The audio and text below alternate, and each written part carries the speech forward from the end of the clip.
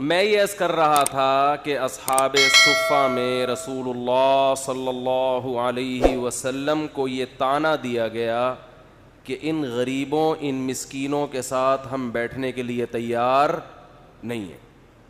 تو آپ صلی اللہ علیہ وسلم یہ کر سکتے تھے عبداللہ بن مسعود، حضرت ابو ہریرہ، حضرت بلال حبشی جیسے مساکین کو کہ بھئی تمہارا اسلام میں آنا اتنا ضروری نہیں ہے جتنا عرب کے سرداروں کا، تو تم یہاں سے جاؤ. امکان تھا. قرآن کیا کہتا ہے؟ وَلَا تَطْرُدِ الَّذِينَ يَدْعُونَ رَبَّهُمْ بِالْغَدَاةِ وَالْعَشِيِّ يُرِيدُونَ وَجْهَهُ، کہ جو لوگ اپنے رب کو صبح و شام پکارتے ہیں، اے محمد صلی اللہ علیہ وسلم آپ کو ان کی اپنی مجلس سے دھتکارنے کی اجازت نہیں ہے. اور کیا بلکہ ان کو ان کی حوصلہ افزائی کی گئی. انہیں کہا گیا وَإِذَا جَاءَكَ الَّذِينَ يُؤْمِنُونَ بِآيَاتِنَا فَقُلْ سَلَامٌ عَلَيْكُمْ كَتَبَ رَبُّكُمْ عَلَى نَفْسِهِ الرَّحْمَةَ. ہمارے حضرت جب یہ آیت تلاوت کرتے حضرت کی آنکھوں سے آنسو جاری ہو جاتے تھے کہ اللہ کے ہاں ایمان کی کتنی قدر ہے. فرمائے جب یہ لوگ آپ کی محفل میں آیا کریں نا، یہ مسکین صحابہ، تو یہ تو طعنے سن کے آ رہے ہیں چاروں طرف سے، تو انہیں یوں کہا کریں کہ دنیا کی نظر میں تمہاری ویلیو نہیں ہے، لیکن جس اللہ نے مجھ پہ کلام کو نازل کیا اس کی نظر میں تمہاری بہت ویلیو ہے. کتب ربکم قل سلام علیکم، سب سے پہلے اے نبی آپ ان کو سلام کیا کریں کہ تم پر اللہ کی طرف سے سلامتی ہو.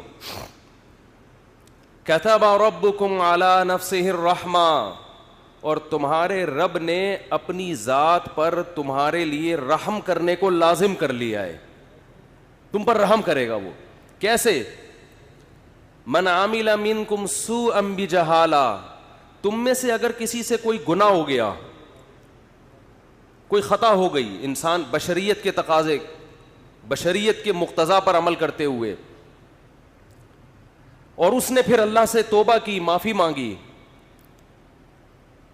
تو اللہ تعالیٰ کو وہ غفور اور رحیم پائے گا، اللہ اس کی خطا کو معاف کرے گا.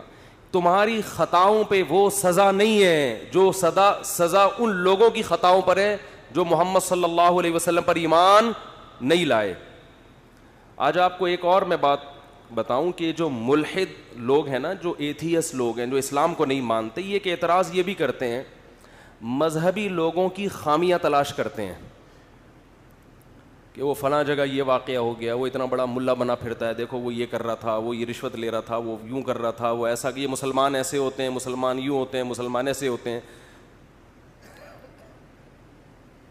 اللہ تعالیٰ نے ہمیں قرآن مجید میں یہ بتایا ہے کہ مسلمان گناہ کر کے اگر وہ اللہ سے معافی مانگتا ہے تو اس کی وہ سزا نہیں ہے جو غیر مسلم کی سزا ہے، کیونکہ وہ اللہ کو نہیں مانتا. ایک شخص کی ایک دو اولادیں ہوں، ایک اولاد نافرمان ہے، ایک فرما بردار. ذرا ٹیشو مل جائے گا؟ کراچی کی چھینکیں شروع ہوئی بھی ہیں نا، کہ میں تو ابھی نیا نیا آیا ہوں نا. جزاک اللہ.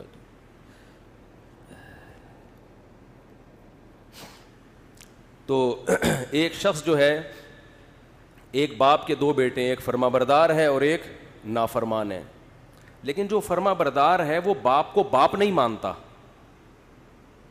تو باپ اس فرما بردار کو مانے گا؟ بھائی ایک بیٹا ہے جو باپ جو حکم دیتا ہے بیٹا اس کی فوراً اطاعت کرتا ہے، ٹھیک ہے.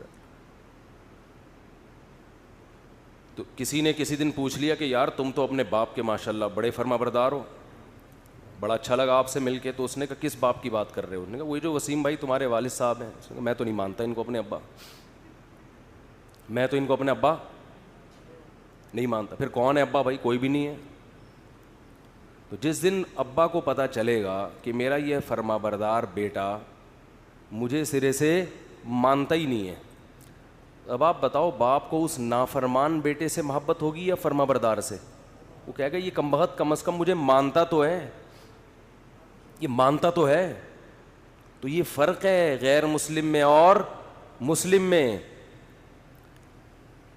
اس کا یہ مطلب نہیں ہے کہ مسلمان کو گناہ کرنے کی اجازت دی جا رہی ہے. اس کو بتایا جا رہا ہے کہ تیرے پاس توبہ کا آپشن ہے, غیر مسلم کے پاس توبہ کا آپشن نہیں ہے. آپ کے پاس سوری کا آپشن ہے, غیر مسلم کے پاس سوری کا آپشن نہیں ہے.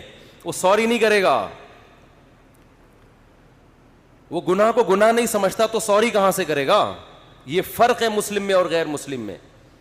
تو میں جو آیت لے کے چلا تھا قرآن مجید میں, جو میں نے حدیث پڑھی ہے, رسول اللہ صلی اللہ علیہ وسلم نے فرمایا من کانت الآخرۃ ہمہ جعل اللہ غناہ فی قلبی.